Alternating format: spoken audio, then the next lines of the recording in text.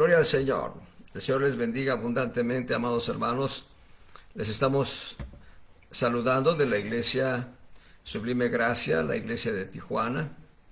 Aunque en estos momentos el pastor, que soy yo de la iglesia Sublime Gracia, está en Pachuca, Hidalgo.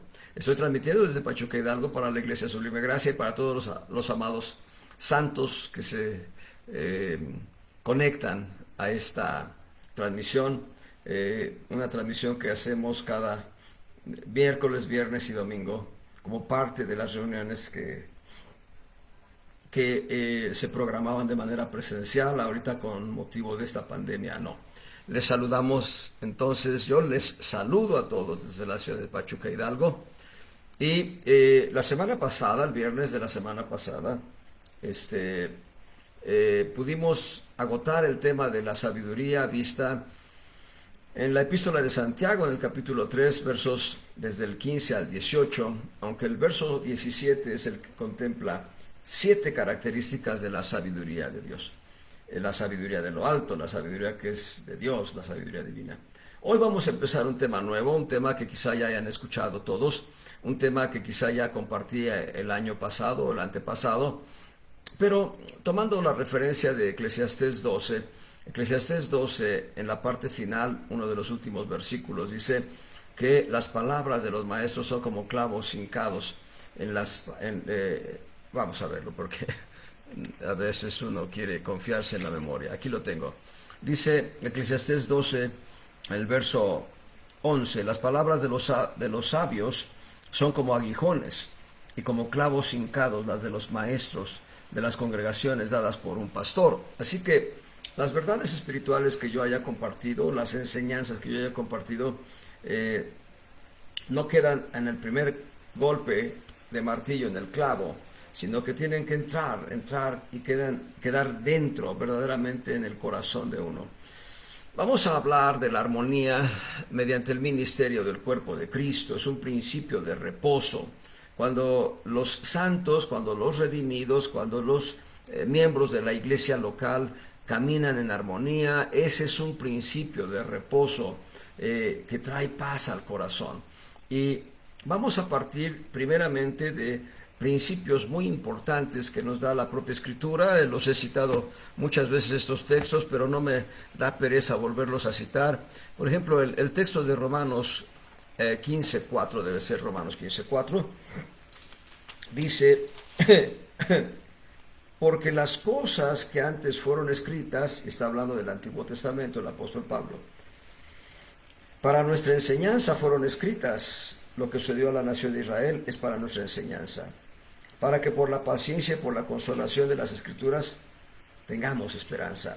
Y luego en 1 Corintios capítulo 10 encontramos otro principio similar en el verso 11, 1 Corintios 10:11.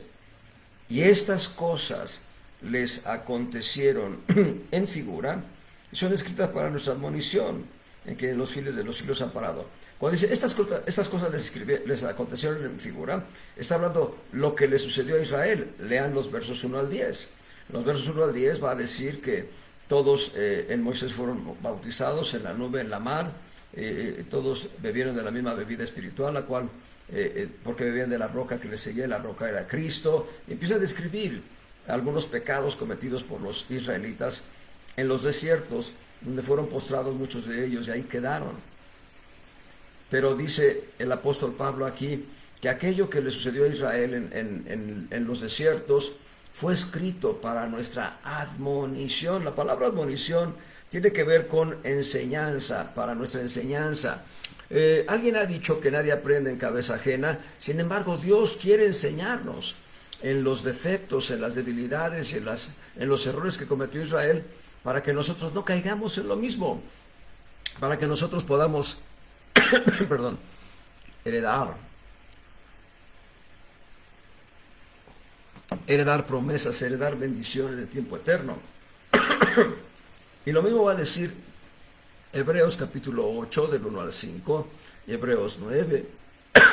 Perdón, se me resecó la garganta por acelerarle la enseñanza.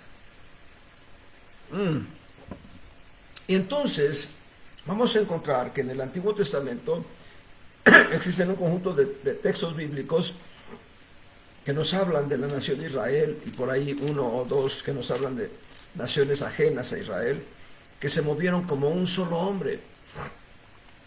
¿Y cómo es posible que una nación se mueva como un solo hombre?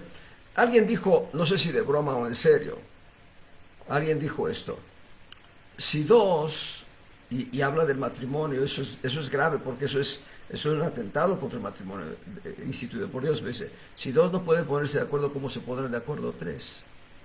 Bueno, hay un principio que todavía no llegamos hasta allá, pero dice que nosotros tenemos la mente de Cristo. Y si tenemos la mente de Cristo, indiscutiblemente tenemos la capacidad de movernos como un solo hombre, porque Cristo es la cabeza y la iglesia es el cuerpo de Cristo. Iba a ir yo al Antiguo Testamento, pero rápidamente vamos a ver en Efesios capítulo 1 que efectivamente la iglesia es el cuerpo de Cristo, y si es el cuerpo de Cristo, la iglesia debe moverse como un solo hombre. No debe moverse cada uno por su sentido, por lo que quiere ir o quiere hacer. Dice ahí en Efesios 1, en el 20, perdón, el verso 23, dice, en el verso 22, verso 22, en la última palabra del verso 22 dice, la iglesia. En el verso 23 dice, es su cuerpo. La iglesia es el cuerpo de Cristo, la plenitud de aquel que llena todas las cosas en todos. La iglesia es la plenitud de Cristo, pero la iglesia es el cuerpo de Cristo. Esto es muy, muy precioso, porque siendo nosotros el cuerpo de Cristo, 1 Corintios 12:12, debemos entender que debemos movernos en armonía. La necesidad de movernos en armonía es trascendental. El primer resultado, que da movernos en armonía es reposo en el cuerpo. Reposo en el cuerpo. Si nosotros nos moviéramos cada uno por su sitio, cada uno por su rumbo más bien, nosotros caeríamos en el error del Israel cuando entró a poseer la tierra en la época de los jueces. Ahorita vamos a ir para allá, pero dice aquí en 1 Corintios 12:12, porque de la manera que el cuerpo es uno y tiene muchos miembros, pero todos los miembros del cuerpo, siendo muchos, son un cuerpo. Así también Cristo. Por no leer tantos versículos que son consecuentes de este, podemos decir en el verso 27, pues vosotros sois el cuerpo de Cristo y miembros en parte. El apóstol Pablo va a poner en evidencia la necesidad que tengo yo de todos los demás hermanos de la iglesia local y la necesidad que todos tenemos de todos. Si alguno de los miembros de la iglesia local es el ojo que va a dar visión a la iglesia sobre cómo movernos, hacia dónde movernos, qué dirección tomar, o alguien de la iglesia es el oído del cuerpo que va a decir, esto dice el Señor, estoy viendo que el Señor dice esto para ustedes. Entonces, porque la mano dice, no, pues a mí no me interesa, porque yo ni siquiera sé que si el ojo o la oreja, ¿verdad? Son o no son. Todos somos miembros en parte. Todos somos miembros en parte y todos nos necesitamos para movernos como un cuerpo. Vean lo que hacía en la época de los jueces. Se dice que cada uno hacía lo que mejor le parecía. Eso es grave, eso es delicado. Eso habla de que no existía armonía en Israel, sino hasta que Dios levantaba a un juez. Cada uno hacía. Por ejemplo, en Jueces capítulo 21, verso 25.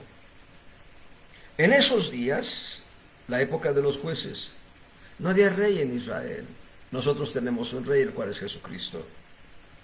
Cada uno hacía lo recto delante de sus ojos, lo que bien le parecía, pues. En el 17:6 de Jueces, Jueces capítulo 17, verso 6. En estos días, hablando de los días de los jueces, no había rey en Israel. Cada uno hacía como mejor le parecía. a veces lo que le parecía mejor no era necesariamente lo recto delante de Dios. Por ejemplo, en el libro de los jueces se cuenta la historia de Micás. Micás le había robado dinero a su madre. Y luego cuando escuchó que la madre maldecía, dice, este es el dinero que tú perdiste, yo te lo robé. Ay, hijo mío, bendito. En lugar de reprenderle, de corregirle, dice, bueno, toma este talento de plata para ti. ¿Y qué hace Micás? Manda a hacer un ídolo. Y entonces la gente de alrededor de esa casa se movía alrededor de ese ídolo. Y cuando vino gente del pueblo de Dan, de la tribu de Dan, y pasó por ahí, consultaron al ídolo. Y eso, nada de eso es del orden de Dios, nada de eso es consejo de Dios. ¿Y qué pasó cuando finalmente la tribu va a poseer la heredad que cree que la heredad por la cual va a pelear? Van y roban el ídolo. Doble pecado. Yo diría, ¿cuál es más grave? ¿Robar el ídolo o llevárselo para confiar en él? Yo digo que confiar en ese ídolo es más grave que robarlo. Pero, en fin, nosotros no debemos ser como la época de los jueces. Dios quiere que caminemos como un cuerpo ordenado, como un solo hombre. Y vamos a ver, por ejemplo, en Jueces 20, ya que estamos en el libro de los jueces, en el capítulo 20, verso 1, vean qué dice. Esto es precioso, esto es poesía a los ojos de un cristiano. Entonces salieron todos los hijos de Israel y reunióse la congregación como un solo hombre. ¿Cómo? Desde Dan hasta Beerseba y la tierra de Galaad se reunieron ante Jehová en Mizpa. Imagínense un ejército multitudinario, cientos de miles de personas creyentes en Jesucristo, moviéndose como un solo hombre. Nadie agarró por su rumbo, como dice los textos que leí previamente. Cada uno empezó a caminar hacia un punto específico. En el verso 8, Jueces 20, ahora el verso 8. Entonces todo el pueblo, como un solo hombre, se levantó. Como un solo hombre. Pueden leer el resto del contexto. Lo que quiero evidenciar ahorita es que Israel se movió como un solo hombre y Dios quiere que así se mueva su iglesia. En el verso 11, y juntáronse todos los hombres de Israel contra la ciudad, ligados como un solo hombre. Qué hermoso, ¿no? Esdras 2:64. En el libro de Esdras, en el capítulo 2, verso 64. Vean cómo dice: toda la congregación unida como un solo hombre. Es verdad que esta expresión solo hombre fue añadida, no está en el texto original, por eso está con una letra cursiva, solo hombre. Pero dice como un o como uno, eso sí está en el texto original, por eso los traductores agregaron un solo hombre. Pero el punto aquí es que la congregación fue reunida como uno, en unidad. A eso nos llama el Señor, a caminar en unidad. Vean lo que dice primer libro de Samuel 11:7. Ahorita regresamos a Esdras. Bueno, ya que estamos en Esdras 3:1. Esdras 3:1.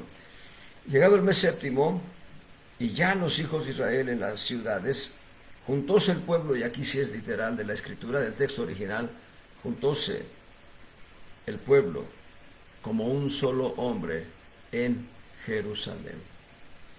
Como un solo hombre, en unidad, en armonía. El verso 9, ahí mismo, Esdras 3, verso 9.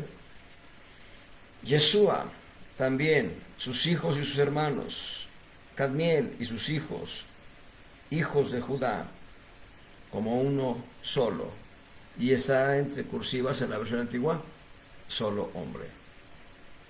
Asistían para dar prisa a los que hacían la obra en la casa de Dios, los hijos de Henadad, sus hijos y sus hermanos levitas. Está hablando de la obra de reconstrucción de la ciudad de Jerusalén, de la obra de reconstrucción del templo de Dios en Jerusalén, y dice que lo hacía el pueblo como un solo hombre, con armonía, Apenas estamos viendo la introducción.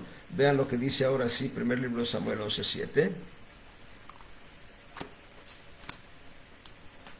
En el primer libro de Samuel, en el capítulo 11, verso 7.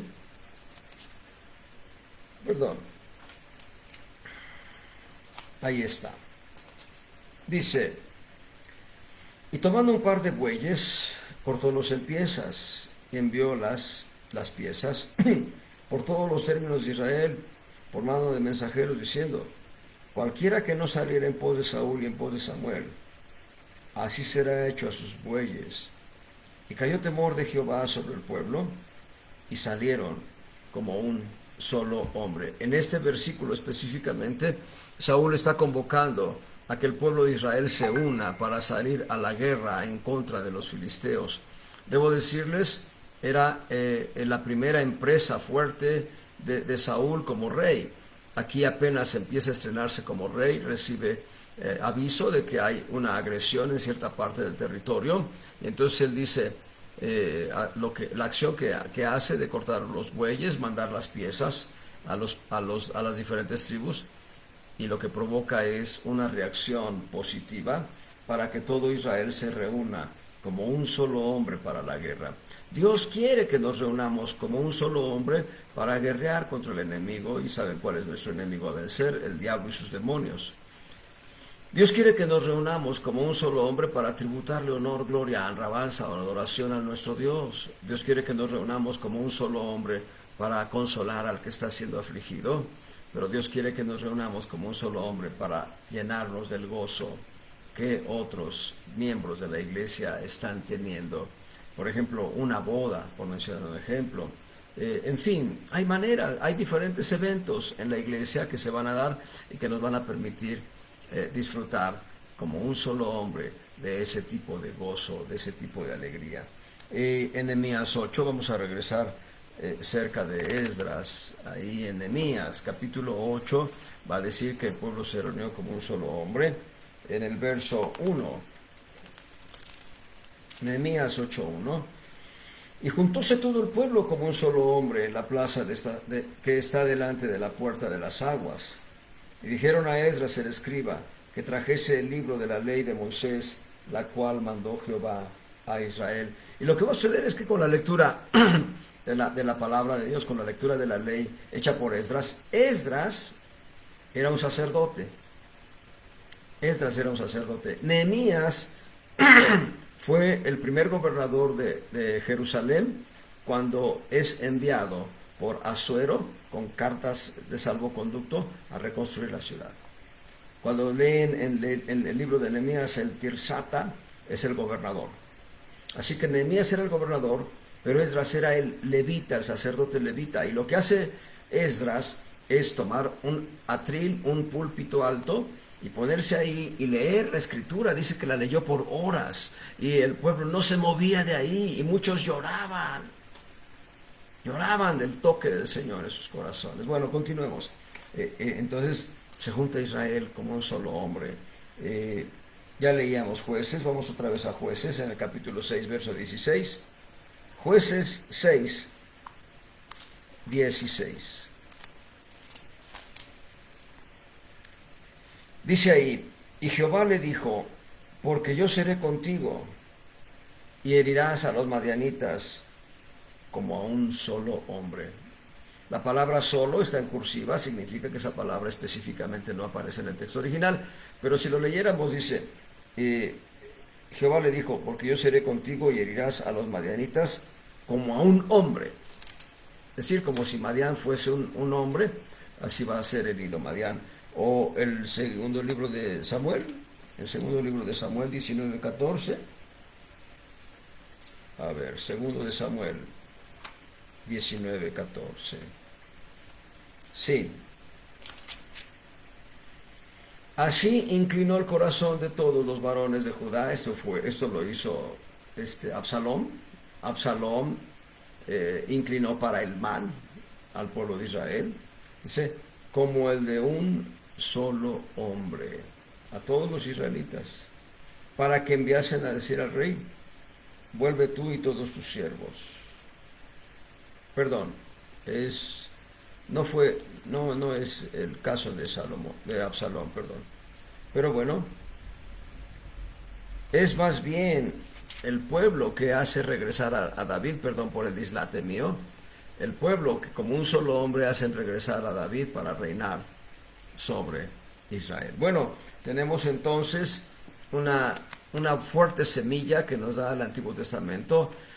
Me parece que hay más textos que mencionan a Israel como un solo hombre, ya no voy a explorar en ellos, pero vamos a ir al Evangelio de Juan y vamos a ver en Juan capítulo 17 lo que algunos han titulado, espero no estar yo en el error, pero yo también la titulo la oración sacerdotal. Yo llamo la oración de Juan 17 como una oración sacerdotal, esto es, Cristo mismo está intercediendo por su iglesia para que se cumpla todo lo que está incluido en su oración, está intercediendo delante del Padre Celestial, pidiendo que la iglesia pueda caminar en unidad. Vamos a ver por lo menos tres principios aquí en Juan 17 que nos hablan de la unidad, visto en los fundamentos de fe, esperanza y amor. Seguimos en la introducción. No nos hemos vuelto hacia los principios que rigen la armonía en el cuerpo de Cristo, todavía estamos en la introducción. Y en Juan 17, en los versos 11, 20 y 21, vamos a encontrar los principios de amor, fe y esperanza para nosotros, a fin de que en esos principios podamos movernos como un solo cuerpo y podamos experimentar el reposo de Dios. Juan 17:11. Y ya no estoy en el mundo. Vean, es una palabra profética. Cristo todavía no iba a la cruz, pero lo está hablando antes de ser arrestado. Él está consciente que en breve será arrestado. Él está consciente que en breve irá ante las autoridades. Él está consciente que en breve tendrá que entregar su vida. Él está consciente de lo que va a hacer como con un ministerio redentor para nosotros. Y entonces lo que hace Cristo lo da como un hecho que ya sucedió. Dice, y ya no estoy en el mundo, pero estos están en el mundo, y yo a ti vengo. Está hablando de cómo el Espíritu de Cristo va a unirse al Padre. Está hablando cómo en el momento de la resurrección del cuerpo de Jesús el hombre, espíritu, alma y cuerpo de Jesucristo se levantarán para unirse al Padre. Eso sucederá en unos 3 días después de esta oración. Y va a decir algo muy importante. Padre Santo, a los que me has dado, noten, guárdalos por tu nombre. Y ahorita voy a hacer énfasis en ello. Para que sean una cosa, como también nosotros. Y voy a leerlo correctamente. Dice, guárdalos por tu nombre para que caminen en unidad. Cuando dice sean una cosa, está hablando para que sean la unidad, para que estén caminando en la unidad. Dice como tú, oh Padre, y yo. Y ahí hay 3 principios muy importantes, pero voy a mencionarlo de esta manera. Primero dice, guárdalos por tu nombre. El nombre de Dios habla de la naturaleza divina, habla de la naturaleza de Dios. Dios es espíritu, Dios es fuego consumidor, pero Dios es amor. 1 Juan 4, 7, 8 y 16.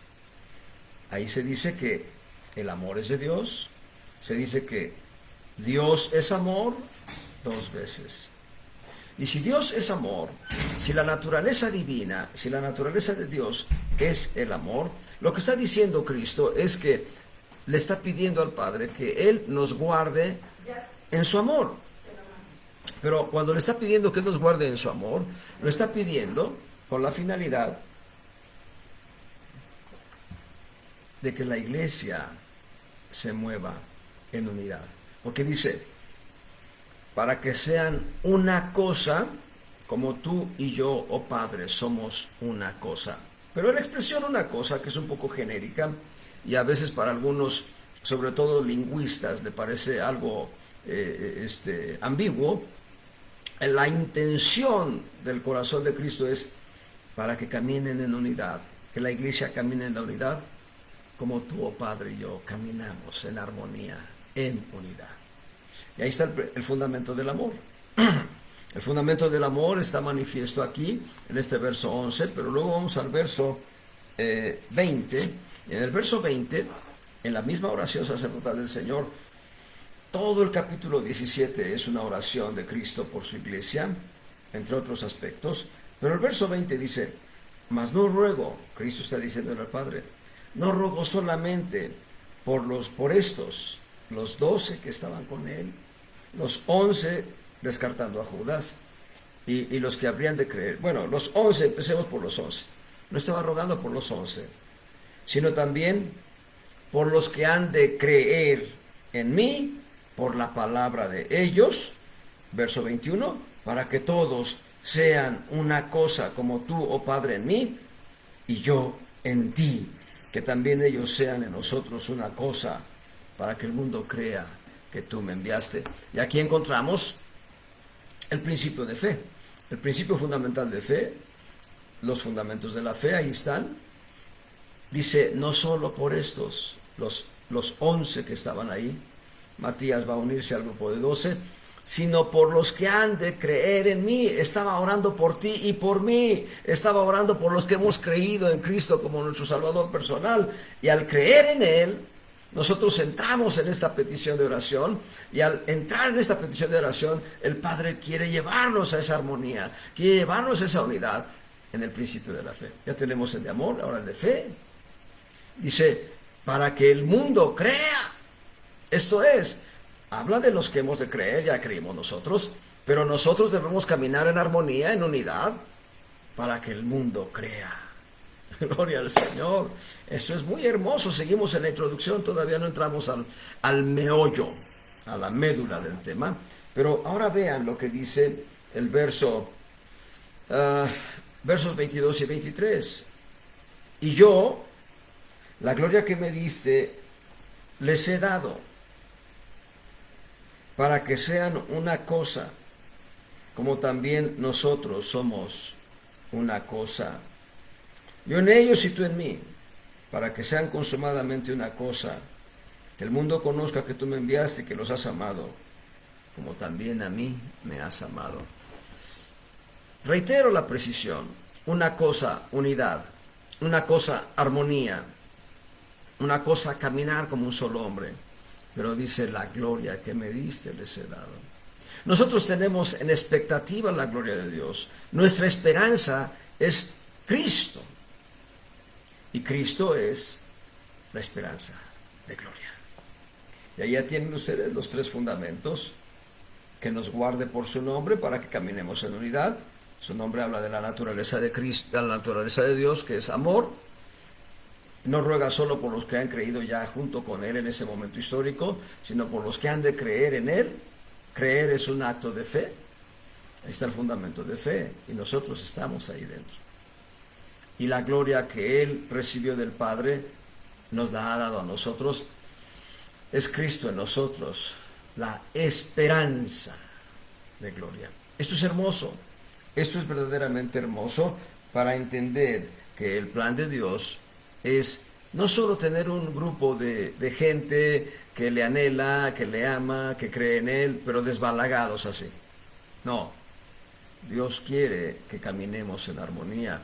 Cuando nosotros volteamos hacia el Antiguo Testamento y volteamos hacia Sinaí, el monte Sinaí y el desierto de Sinaí, más específicamente el desierto de Sinaí, junto con el monte obviamente, sucede que Israel transitó de Egipto a Sinaí en un margen no mayor de 3 meses.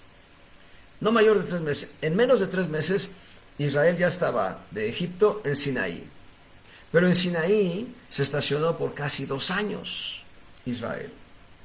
¿Qué fue lo que pasó en 2 años en ese tiempo que estuvo ahí Israel? Bueno, sucedieron muchos eventos gloriosos. La gloria del Señor se mostró en el Sinaí. Aquel monte temblaba porque Dios estaba ahí, dice el canto. Pero ahí en Sinaí, Dios le da al pueblo de Israel el fundamento constitucional, los 10 mandamientos para la vida de Israel. Les da leyes, decretos, reglamentos. Les da el orden sacerdotal levítico. Les da el orden de los sacrificios, está en Levítico.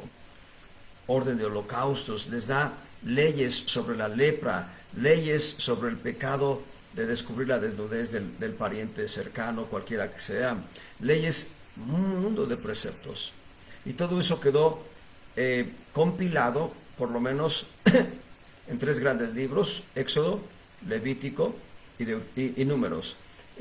También les da el orden para levantar el tabernáculo, les da los detalles, se lo da a Moisés, y Moisés al pueblo, más que al pueblo, a Bezaleel y a Oliab, para que ellos levanten el tabernáculo del desierto, el tabernáculo del testimonio. Les da más de 3,000 detalles sobre el tabernáculo del testimonio, y también Dios les da a conocer los ceremoniales, las fiestas ceremoniales que habría de tener Israel cada año. Les da la fiesta ceremonial del los 50 años. Ay, cómo olvidé ahorita esa palabra. Bueno, les da todo eso el Señor. Hay un volumen previo al Éxodo, Levítico y Números. Hay un volumen previo que se llama Génesis. Así que en Sinaí seguramente Moisés pudo escribir el libro de Génesis y compaginarlo ya en su orden con los otros 3 tomos. Todo eso sucedió en Sinaí, hermanos, en el desierto de Sinaí. Es verdad que hay una parte de Números que va a irse escribiendo conforme va avanzando el pueblo de Israel, eso es verdad. Conforme va avanzando el pueblo de Israel, pero desde antes de moverse de Sinaí, todo lo que fue escrito en Éxodo, en Levítico, primero Génesis, la historia precedente a Israel; Éxodo, la salida triunfante de Egipto; Levítico, el sacerdocio, el tema sacerdotal; y una parte de Números, una buena parte de Números. Todo eso sucede en Sinaí. Gloria al Señor. Entonces, ¿qué fue lo que hizo Dios? Les dio un orden de campamento y un orden de marcha. Israel no se movía arbitrariamente ya. Cuando salen de Egipto, iba como una gran masa de gente caminando. Tal vez los más fuertes iban al frente, tal vez los más débiles iban hasta atrás, sin importar a qué tribu pertenecían. Pero cuando han cruzado el Mar Rojo, cuando han pasado por las aguas de Mara, cuando han pasado por el desierto de Shur, el desierto de Sin, y todos esos lugares, y llegan finalmente al desierto de Sinaí, ahí Dios le dice: no vas a marchar con el que te cae bien, porque es de Efraín y tú eres de Judá. Tú vas a marchar con tu estandarte, que es Judá. Todos los de Judá van a plantarse aquí, ese será su campamento. Isaacar y Zabulón también van a ir en ese orden. Y todos los de Rubén, Simeón y Gad en ese orden. Y todos los de Manasés, Efraín, Benjamín en ese orden. Dan, Aser y Neftalí en ese orden. Y si lo ven, a pesar de que es un censo solamente sobre los mayores de 20 años que podían salir a la guerra, da la impresión de ser una gigantesca cruz plantada en el desierto. Eso lo hace Dios. Dios les dio un orden de campamento, Dios les dio un orden de marcha, y ellos no debían romper ese orden, porque en eso consiste el reposo de Dios para nosotros: caminar en el orden divino, en el orden de Dios. Y eso es muy, muy hermoso, eso es muy precioso. Entonces ya mencionamos, la iglesia de Jesucristo es el cuerpo de Cristo. Hay diferentes figuras de la iglesia en razón de Cristo. Una de ellas es: la iglesia es el cuerpo de Cristo. Vamos a darle otro remache a los clavos, pero esta vez con citas diferentes. Ya leímos Corintios, ya leímos Efesios. Vamos a Romanos 12, 4, 5. En Romanos capítulo 12, versos 4 y 5. Porque de la manera que en un cuerpo tenemos muchos miembros, pero todos los miembros no tienen la misma operación, así muchos somos un cuerpo en Cristo, pero todos miembros los unos de los otros. Somos un cuerpo, todos unidos, pero yo soy una minúscula parte del cuerpo de Cristo. Soy una célula en el cuerpo de Cristo. Porque el cuerpo de Cristo se compone de millones y millones de creyentes. ¿Cuántos millones de creyentes crees que hay en México, en todo el país, en todo México? Te voy a dar un dato de Tijuana. En Tijuana hace ya años, ya tiene rato de esto, ya pasaron 1 o 2 gobernadores todavía de que tuve el dato. La cuarta parte de la población de Tijuana confiesa en Cristo.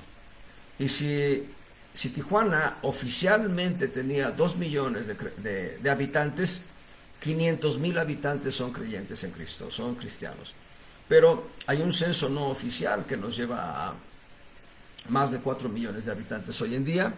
Y debo decirles, sumen la población que está llegando de Haití, de Centroamérica, de Sudamérica, unos cuantos, de África, de Ucrania, llegaron de Ucrania algunos. Algunos de ellos son cristianos. He encontrado haitianos que profesan la fe de Jesucristo. Y estoy creyendo que hay centroamericanos también. Entonces, pero ahora multiplíquenlo. Estoy hablando de una ciudad nada más. Es verdad que no todas las ciudades tienen la misma proporción de creyentes, pero ¿cuántos creyentes calculan que hay en la Ciudad de México? En la Ciudad de México y la zona conurbada. Si alguien me dice que son 20 millones de creyentes en la Ciudad de México o 25 millones de creyentes, no sé cuántos sean los pobladores de toda la ciudad conurbada, toda la megalópolis, no sé cuántos sean. Pero yo quiero creer, y no lo quiero creer como un buen deseo, sino como una expectativa de que esto es verdad, que en todo el país, en todo México, habemos unos 25 o más millones de creyentes. Contabilice los millones de creyentes en Estados Unidos, en Canadá, los que están en Centroamérica, en Sudamérica, en África, en Asia, en Europa.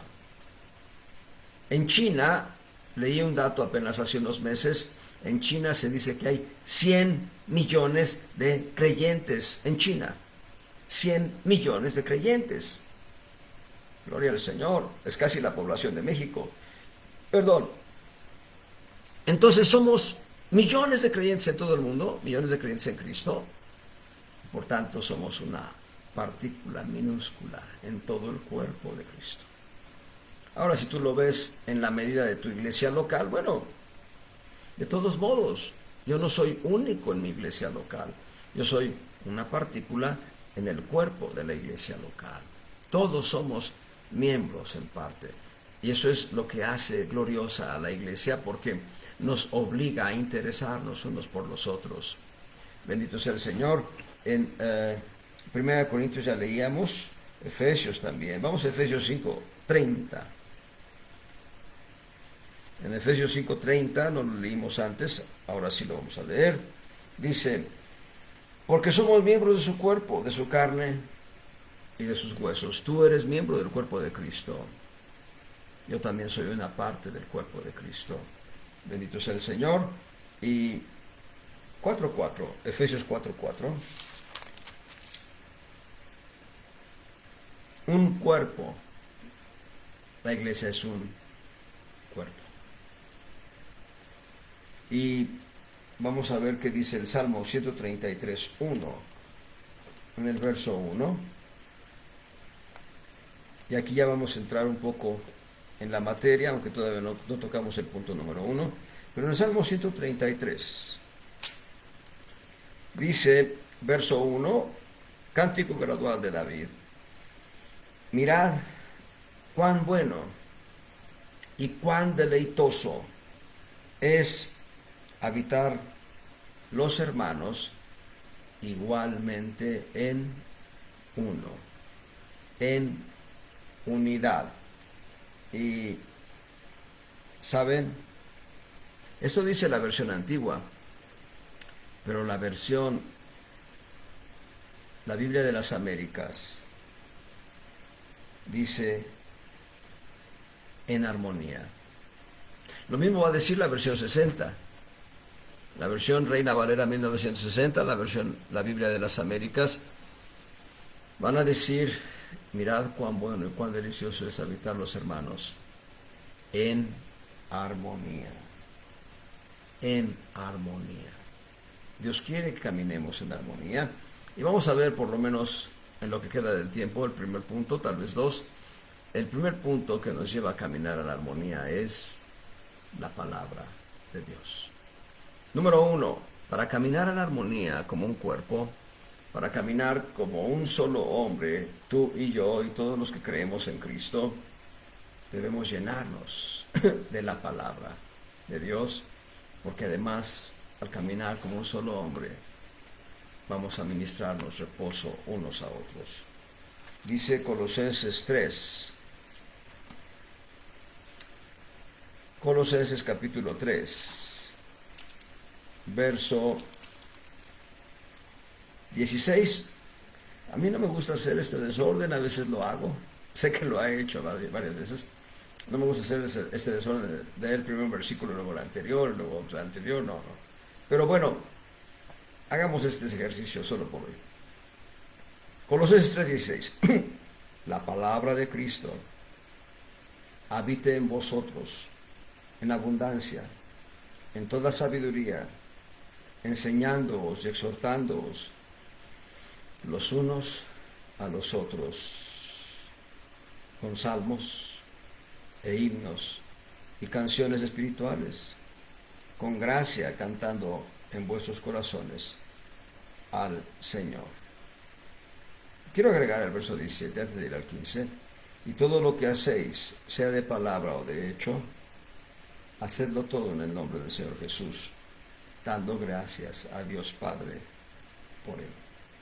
El verso 15 dice, y la paz de Dios gobierne en vuestros corazones, a la cual asimismo sois llamados en un cuerpo, y sed agradecidos.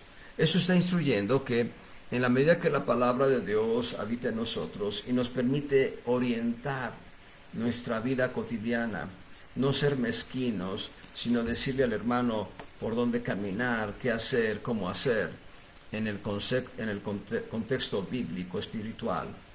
En esa misma medida tendremos paz unos con otros, y también en esa misma medida nosotros vamos a caminar en reposo. Esto es muy, muy precioso, y podemos ver Efesios 5:19. En Efesios capítulo 5, verso 19, va a decir algo similar a lo de Colosenses. Aquí cambia un poco. Dice, hablando entre vosotros, entre nosotros los cristianos. ¿Cómo debemos hablar? Con salmos y con himnos y cánticos espirituales, cantando y alabando al Señor en vuestros corazones. Si conectamos Colosenses 3:16 con Efesios 5:19, tenemos que entender que el lenguaje nuestro debe ser el contexto de la palabra de Dios. El lenguaje con el que nos debemos conducir unos a otros es de acuerdo a la Escritura.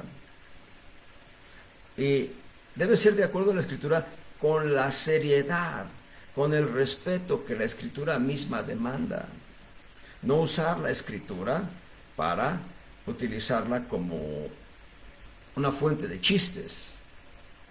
No debemos usar la Escritura como una fuente para marcar debilidades de personajes bíblicos, sino la Escritura, en su gran fuente de sabiduría, debe ser utilizada para que nosotros dialoguemos cotidianamente en manera correcta, en manera adecuada. Por eso la palabra debe habitar en abundancia en nuestros corazones. Y la abundancia significa leerla cuantas veces podamos, para memorizarla cuanto podamos, a fin de que del corazón, de la abundancia del corazón, abre nuestra boca.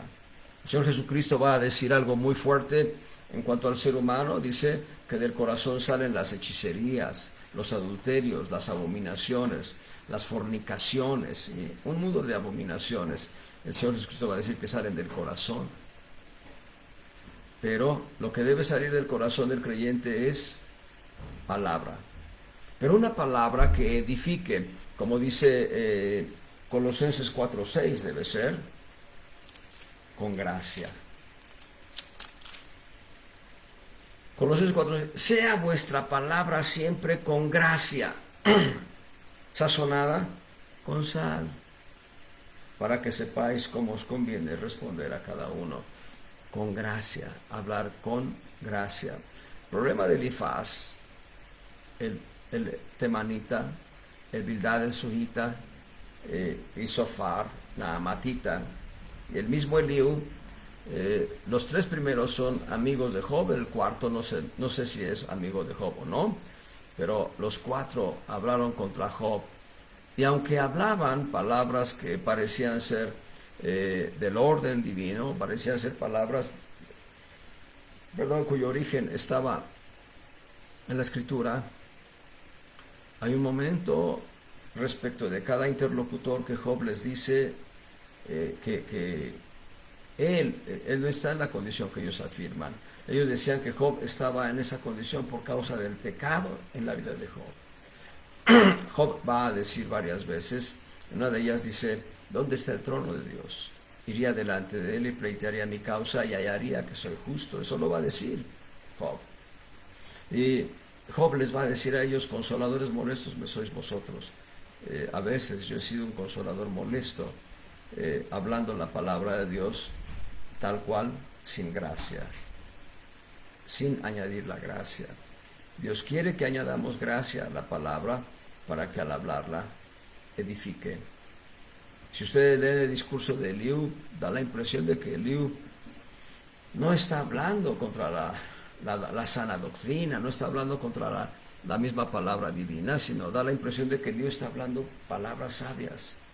Sin embargo, es Dios el que lo calla y dice, ¿quién es este que entontece el consejo?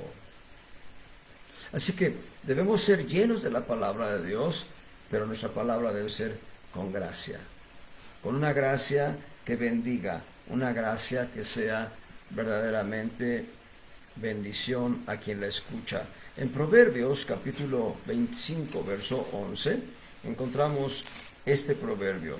Proverbios 25, 11. Manzana de oro con figuras de plata es la palabra dicha como conviene. Cuando hablamos la palabra adecuada como conviene, la palabra de Dios como conviene, siendo adecuada a la circunstancia específica, es mejor esa palabra que otorgar una manzana de oro con incrustaciones de plata. O por lo menos esa palabra dicha como conviene es comparada a una manzana de oro con incrustaciones de plata. En Proverbios 15:23, Proverbios 15:23, la segunda parte. Y la palabra a su tiempo, cuán buena es. Estoy leyendo la segunda parte del verso 23. La palabra a su tiempo, cuán buena es. Isaías 50 en el verso 4, la primera línea. Isaías 50, verso 4, primera línea. El Señor Jehová me dio lengua de sabios. Dios quiere que tengamos una lengua de sabios para caminar en armonía y para caminar en reposo, para saber hablar en sazón, palabra alcanzado. Vean otra vez, es la primera parte. El Señor Jehová me dio lengua de sabios para saber hablar en sazón, palabra alcanzado. Esta palabra sazón nos habla de la actitud correcta, nos habla de esa palabra que lleva el sabor adecuado para el que la escucha, sabor adecuado para el alma, sabor adecuado en su raciocinio cuando escucha una palabra así. Así que gloria sea al Señor, esto es hermoso. Así que nos quedamos en el punto número 1. Esperemos continuar la próxima semana. Voy a seguir en Pachuca por el momento. Tal vez la próxima semana todavía transmita desde aquí, desde Pachuca. Pero aprendamos algo. Dios quiere que caminemos en armonía, como un solo hombre.